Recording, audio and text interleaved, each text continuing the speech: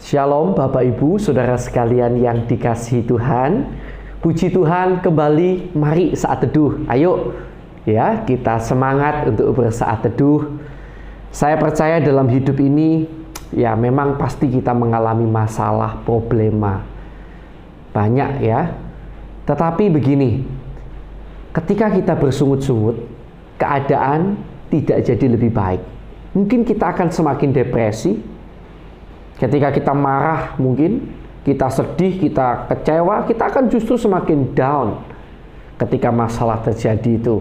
Tetapi ketika kita mau bersyukur, kita mau datang dengan sungguh-sungguh kepada Tuhan, maka justru disitulah ada kemungkinan pertolongan dan mujizat akan terjadi dalam hidup kita.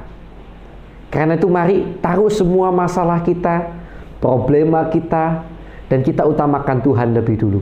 Mari bersama datang kepada Tuhan. Haleluya.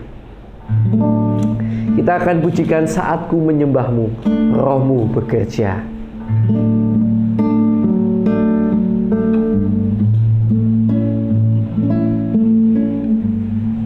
Saatku menyembahmu, Rohmu bekerja. Saatku memujimu, Kau bertata di atas pujian.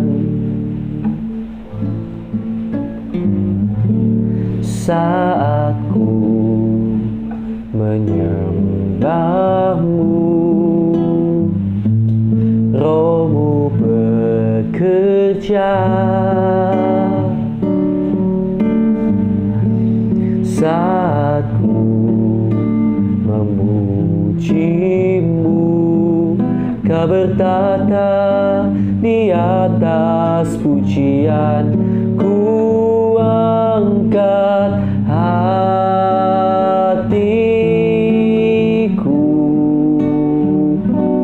ku pandang kekudusan-Mu.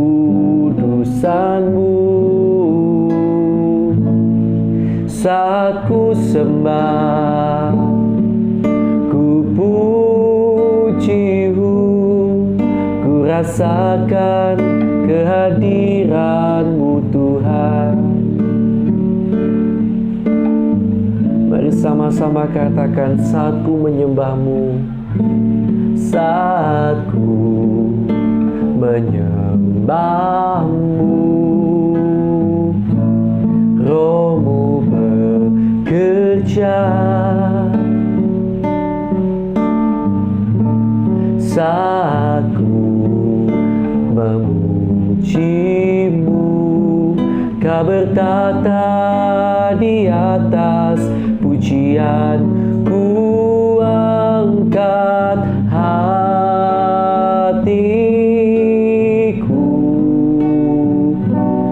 ku pandang kekudusan-Mu.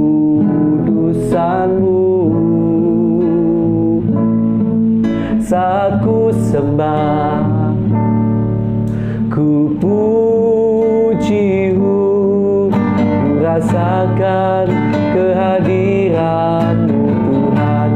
Ku angkat hatiku,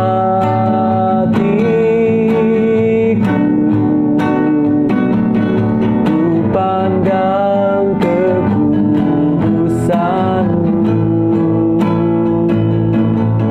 Saat ku sembah,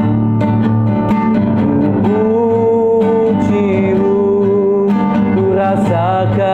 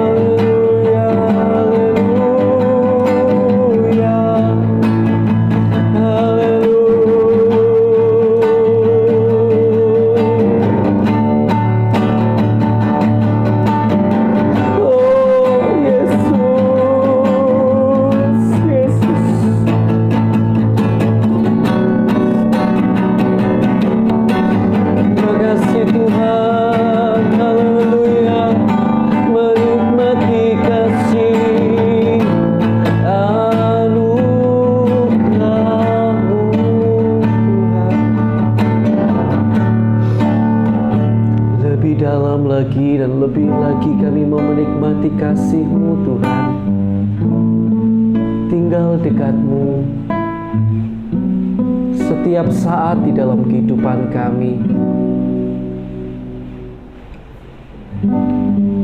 Kala segala-galanya Tuhan. Terima kasih Tuhan Yesus buat kebenaran yang sebentar kami akan baca dan renungkan bersama-sama. Kiranya Kau yang akan memimpin kami, kiranya Kau yang akan menolong kami. Kuasa-Mu bekerja kiranya. Kami membutuhkan Engkau Tuhan. Terima kasih Tuhan Yesus, terima kasih. Berbicaralah lebih jauh Tuhan, karena kami rindu diberkati kebenaran firman-Mu. Dalam nama Tuhan Yesus Kristus, haleluya, amin. Puji Tuhan, puji Tuhan. Baik, puji Tuhan, Bapak Ibu, Saudara sekalian yang sangat dicintai Tuhan. Tuhan sangat mengasihi saudara ya. Semoga saudara semakin hari semakin memahami betapa Tuhan sangat mencintai kita. Bahkan kalau sampai hari ini kita masih boleh saat teduh, itu tidak lepas loh dari cintanya Tuhan. Kalau bukan Tuhan yang membawa kita untuk bisa saat teduh, nggak bisa. Ya, jadi Tuhan itu memang betul-betul luar biasa. Nah, saudara yang kasih Tuhan, kita sudah sampai pada Kisah Rasul pasal yang ke-16 ya. Kita sudah sampai pada Kisah Rasul pasal 16. Ada cukup banyak ayat ya, ada 40 ayat. Jadi saudara tolong perhatikan dari Alkitab saudara. Siapa tahu karena banyaknya ayat saya ada sedikit salah membaca, saudara bisa langsung membaca langsung dari Alkitab yang benar yang mana ya. Jadi sudah langsung tahu yang benar gitu maksudnya. Siapa tahu saya ada salah membaca. Kisah Rasul pasal 16 dengan judul perikop Timotius turut serta dengan Paulus. Paulus datang juga ke Derbe dan ke Listra. Di situ ada seorang murid bernama Timotius. Ibunya adalah seorang Yahudi dan telah menjadi percaya, sedangkan ayahnya seorang Yunani. Timotius ini dikenal baik oleh saudara-saudara di Listra dan di Ikonium, dan Paulus mau supaya ia menyertainya dalam perjalanan. Paulus menyuruh menyunatkan dia karena orang-orang Yahudi di daerah itu, sebab setiap orang tahu bahwa bapaknya adalah orang Yunani. Paulus menyeberang ke Makedonia. Dalam perjalanan keliling dari kota ke kota, Paulus dan Silas menyampaikan keputusan-keputusan yang diambil para rasul dan para penatua di Yerusalem dengan pesan supaya jemaat-jemaat menurutinya. Demikianlah jemaat-jemaat diteguhkan dalam iman dan makin lama makin bertambah besar jumlahnya. Mereka melintasi tanah Frigia dan tanah Galatia karena Roh Kudus mencegah mereka untuk memberitakan Injil di Asia. Dan setibanya di Misia, mereka mencoba masuk ke daerah Bitinia, tetapi Roh Yesus tidak mengizinkan mereka. Setelah melintasi Misia, mereka sampai di Troas. Pada malam harinya tampaklah oleh Paulus suatu penglihatan. Ada seorang Makedonia berdiri di situ dan berseru kepadanya, katanya, "Menyeberanglah kemari dan tolonglah kami."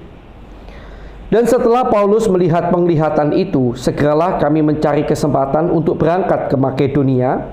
Karena dari penglihatan itu kami menarik kesimpulan bahwa Allah telah memanggil kami untuk memberitakan Injil kepada orang-orang di sana.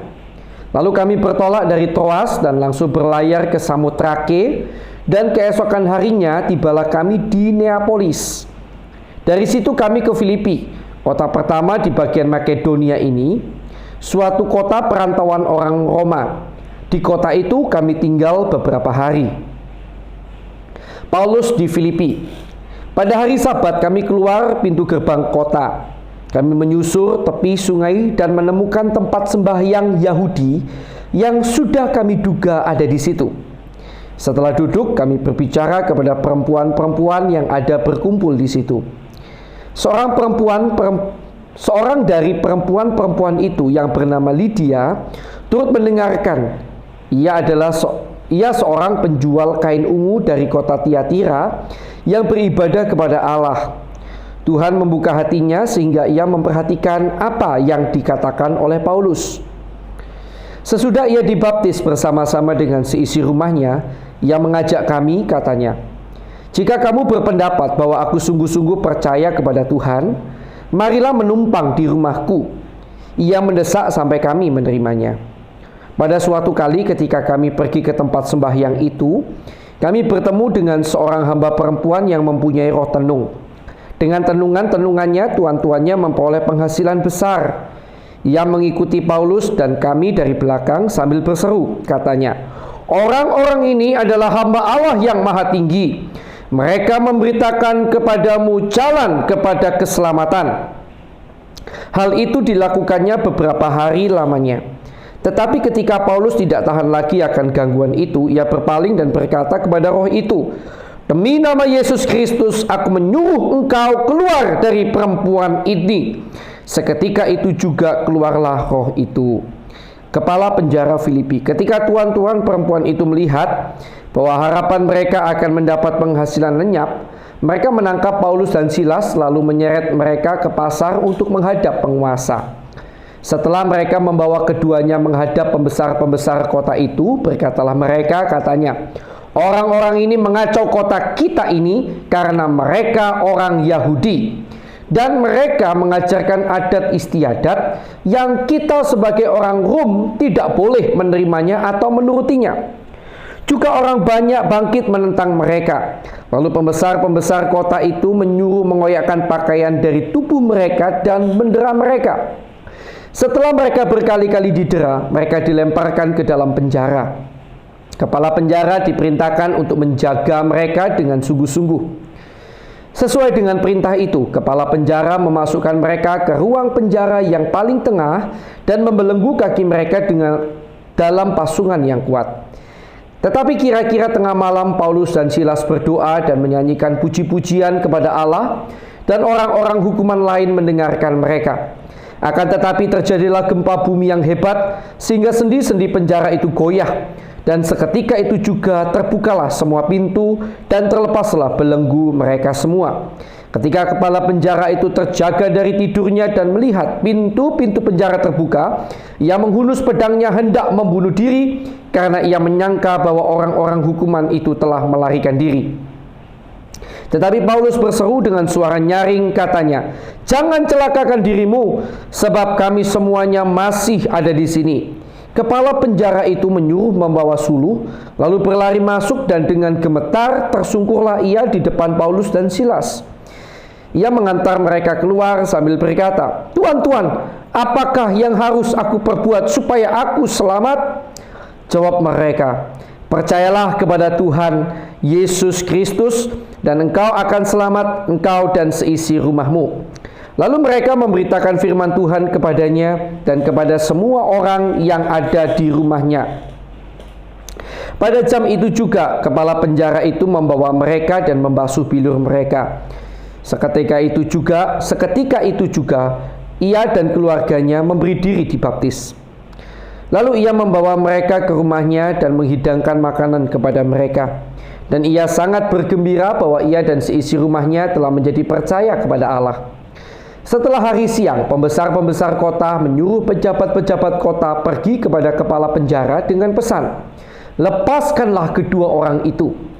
Kepala penjara meneruskan pesan itu kepada Paulus, katanya, "Pembesar-pembesar kota telah menyuruh melepaskan kamu, jadi keluarlah kamu sekarang dan pergilah dengan selamat." Tetapi Paulus berkata kepada orang-orang itu, "Tanpa diadili, mereka telah mendera kami, warga negara Roma, di muka umum, lalu melemparkan kami ke dalam penjara. Sekarang mereka mau mengeluarkan kami dengan diam-diam? Tidak mungkin demikian. Biarlah mereka datang sendiri dan membawa kami keluar." Pejabat-pejabat itu menyampaikan perkataan itu kepada pembesar-pembesar kota. Ketika mereka mendengar bahwa Paulus dan Silas adalah orang Rom, maka takutlah mereka. Mereka datang minta maaf lalu membawa kedua rasul itu keluar dan memohon supaya mereka meninggalkan kota itu. Lalu mereka meninggalkan penjara itu dan pergi ke rumah Lydia. Dan setelah bertemu dengan saudara-saudara di situ dan menghiburkan mereka, berangkatlah kedua rasul itu. Bapak Ibu, dalam ayat-ayat yang kita baca, ada kisah yang sangat terkenal tentang bagaimana Paulus dan Silas dengan begitu luar biasa tengah malam menyanyikan pujian kepada Allah. Tidak ada kata-kata sungutan yang keluar dari mulut mereka, padahal mereka menderita karena mereka berbuat baik. Mereka menderita padahal mereka tidak berbuat salah. Mereka mengusir roh jahat dari seorang wanita, dan karena itulah mereka dimasukkan ke dalam penjara. Mereka memberitakan firman Tuhan, dan karena itulah mereka dipukuli dan dianiaya. Seringkali ketika kita menderita, kita sangat mudah sekali bersungut-sungut, bahkan tenggelam di dalam kesedihan, seolah-olah kitalah orang yang paling menyedihkan di dunia ini. Tetapi Bapak Ibu Saudara yang dikasihi Tuhan, Rasul Paulus dan Silas memberikan sebuah teladan yang luar biasa. Mereka tahu bahwa bersungut-sungut, bersedih, tidak akan menghasilkan apa-apa dalam hidup mereka. Mereka tidak akan menjadi berkat bagi sekeliling mereka. Tetapi ketika mereka bersyukur, mereka bisa menjadi berkat bagi orang-orang lain, minimal orang-orang hukuman yang melihat mengapa Paulus dan Silas bisa bersukacita bahkan memuji Allah dalam keadaan yang seperti itu. Tentu itu suatu perkara yang luar biasa bagi orang-orang yang ada di dalam penjara, karena orang-orang yang dalam penjara itu pasti sedih dengan keadaan mereka umumnya ya. Keadaan mereka sangat miris sekali, apalagi dalam penjara di zaman itu ya, sangat kotor sekali, lembab dan lain sebagainya. Tetapi Paulus dan Silas menunjukkan iman mereka. Mereka bersyukur, mereka menyanyikan pujian bagi Allah. Dan justru sesuatu yang luar biasa terjadi, mujizat terjadi, gempa bumi terjadi, dan pintu-pintu penjara terbuka. Bapak Ibu yang dikasihi Tuhan, saudara sekalian, memang tidak selalu ketika saudara dalam masalah lalu saudara memuji Tuhan langsung terjadi mujizat. Tidak selalu demikian. Tetapi minimal kita melihat dalam Alkitab bahwa ketika bersyukur ada kemungkinan mujizat itu terjadi. Tetapi ketika bersungut-sungut, seringkali kita tidak melihat adanya mujizat terjadi, tetapi hukuman Tuhan, amarah dari Tuhan ya, dan lain-lain. Karena itu, daripada saudara menghabiskan waktu dengan bersungut-sungut dan akhirnya bersalah di mata Tuhan, kita bersalah di mata Tuhan, mari kita bersyukur. Kita berterima kasih kepada Tuhan. Semoga dengan ucapan syukur kita, dengan optimis kita, pengharapan kita pada Tuhan yang begitu kuat, kita menjadi berkat bagi sekeliling kita. Dan semoga mujizat itu terjadi dalam hidup saudara. Tetapi apapun itu, tetaplah bersyukur, tetaplah bersukacita. Saudara dan saya punya Tuhan yang besar. Tuhan Yesus memberkati. Mari kita akan bersama-sama datang kepada Tuhan. Puji Tuhan. Kita akan berdoa buat firman yang baru saja kita dengarkan ya. Terima kasih Tuhan Yesus, kami bersyukur buat kebenaran firman-Mu yang sudah Kau nyatakan dalam kehidupan kami. Terima kasih karena Kau sudah memberkati kami dengan limpahnya dengan kebenaran firman-Mu, dan Kau mengingatkan kami untuk tetap bersyukur, bernyanyi, memuji Tuhan, karena hati kami percaya bahwa Tuhan kami sanggup melepaskan kami. Dan bila pun Tuhan belum melepaskan kami, itu artinya Tuhan sedang mengerjakan perkara yang indah nantinya dan mempersiapkan sesuatu yang jauh lebih baik, yang mana ketika kami melihat suatu saat nanti, kami akan bersukacita karena tahu bahwa memang itulah yang terbaik. Terima kasih Tuhan, kami mau tetap bersyukur. Tolong kami Tuhan, jauhkan sungut-sungutan itu dari kami. Jauhkan depresi dari hati kami. Berikan sukacita dalam nama Yesus. Terima kasih Tuhan. Sekarang Bapak Ibu Saudara sekalian, mari kita akan berdoa bagi nama-nama yang kita kenal, yang mana mereka mungkin ya belum percaya Yesus, kita akan doakan untuk keselamatan jiwa mereka. Haleluya.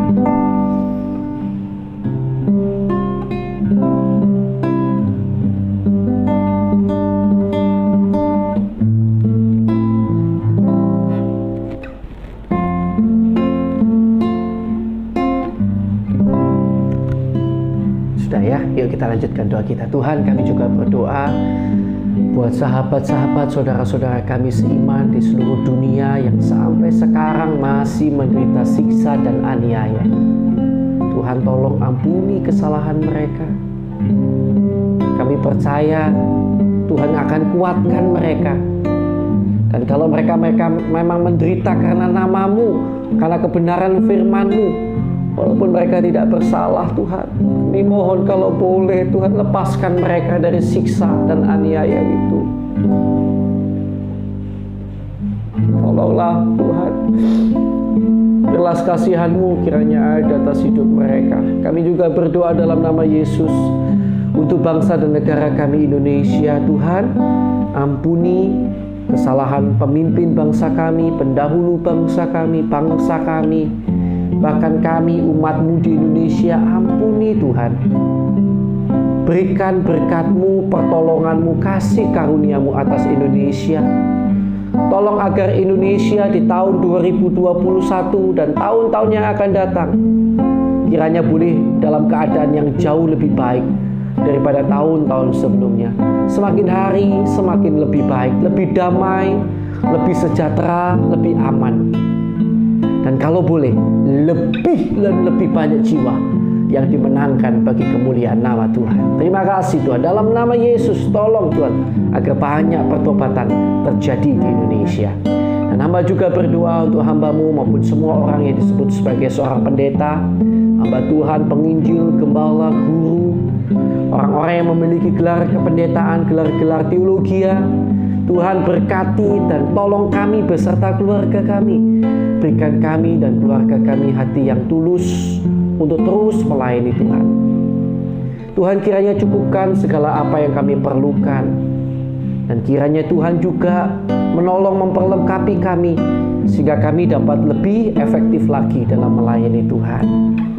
Tuhan, kami juga berdoa bagi jemaat-jemaat yang kami gembalakan, kami layani. Berkati mereka rohani dan jasmani, terutama berikan pertumbuhan rohani yang baik, bahwa mereka semakin hari semakin cinta kepada Tuhan, menjadi berkat bagi sekeliling mereka, dan tolong agar seisi rumah tangga mereka tidak ada yang terhilang, tetapi semuanya dibawa kepada Tuhan. Terima kasih Tuhan, terima kasih. Kami serahkan semuanya ke dalam tangan-Mu Tuhan. Tuhan, kami juga berdoa sekarang untuk saudara-saudara kami yang sakit, baik mereka sakit ada di rumah sakit saat ini, di rumah, atau mungkin di berbagai tempat yang kami tidak tahu Tuhan. Sakit apapun, baik itu COVID-19, sakit paru-paru, sakit panas, pilek, apapun penyakitnya yang dihadapi hari ini, kelumpuhan apapun, kami serahkan mereka dalam tangan-Mu. Kami percaya Kau sanggup menjamah di dalam nama Tuhan Yesus Kristus, Allah kami yang hidup. Tuhan, kiranya Kau jamah saudara-saudari kami yang sakit ini. Kiranya Tuhan jamah, tolong sembuhkan mereka di dalam nama Tuhan Yesus Kristus. Di dalam nama Tuhan Yesus Kristus, kuasa-Mu kiranya menolong dan menyembuhkan mereka dalam nama Tuhan Yesus Kristus. Terima kasih Tuhan. Dan bagi setiap orang yang di dalam masalah, kalau masalah-masalah ini terjadi karena kesalahan kami umat-Mu, ampuni kiranya Tuhan. Tunjukkan, nyatakan kesalahan kami, dan tolong ya Tuhan agar kami benar-benar mampu bertobat di hadapan-Mu. Dan Tuhan tolong, beri kami juga kekuatan, bahkan kemenangan. Jadikan kami pemenang-pemenang, bahkan lebih daripada pemenang. Jangan biarkan ada di antara kami yang kalah menghadapi masalah, tetapi biarlah kami boleh menang dan menyatakan kemuliaan-Mu. Terima kasih Tuhan. Dan segala kuasa kegelapan, kuasa iblis yang mengikat anak-anak Tuhan sehingga terus berbuat dosa, kami ikat, kami patahkan, kami usir Engkau keluar di dalam nama Tuhan Yesus Kristus. Kuasa darah Yesus menguasai kami dan keluarga kami. Terima kasih Tuhan, terima kasih. Sekarang Bapak Ibu Saudara sekalian yang dikasihi Tuhan, silakan ayo berdoa bagi pergumulan kita masing-masing. Kita akan berdoa sama-sama.